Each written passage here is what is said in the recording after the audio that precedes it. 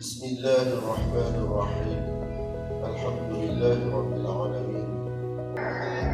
Salam sejahtera. Yang berusaha Tuan Guru Besar Encik Muhammad Nizam bin Uthman, Barisan Penolong Kanan, guru-guru yang dihormati serta murid-murid yang dikasihi sekalian.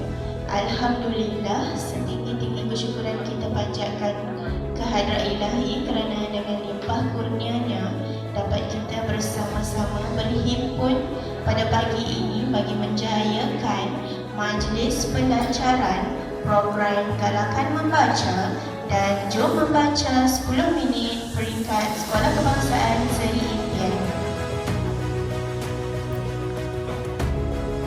Bismillahirrahmanirrahim. Assalamualaikum warahmatullahi wabarakatuh. Salam sejahtera dan salam Malaysia Madani.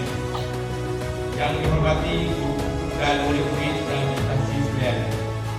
Alhamdulillah, bersyukur kita kehadrat dengan izin Allah Subhanahu wa taala, dengan limpah kurnianya kita dapat bersama-sama seluruh warga pendidikan negeri Pulau Pinang bagi menjayakan majlis pelajaran program Galakan Membaca dan Membaca 10 Minit peringkat negeri Pulau Pinang bagi tahun 2026.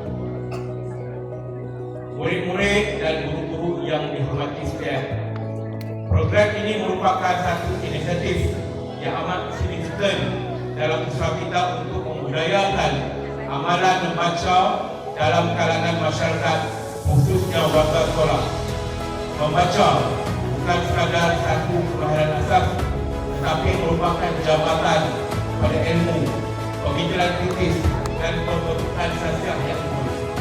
Membaca semakin besar, anak-anak kita lebih terdedah kepada gadget dan media sosial. Justru program seperti Jom Membaca 10 Minit ini dilihat sebagai satu pendekatan yang praktikal dan berimpak tinggi dalam menyemai tabiat membaca secara konsisten walaupun dalam tempoh yang singkat. Dengan lafaz Bismillahirrahmanirrahim, saya dengan ini merasmikan program pelajaran Galakan Membaca Jom Membaca 10 Minit peringkat sekolah dan peringkat Pulau Pinang tahun 2026. Wabillahi taufiq wal hidayah. Wassalamualaikum warahmatullahi wabarakatuh.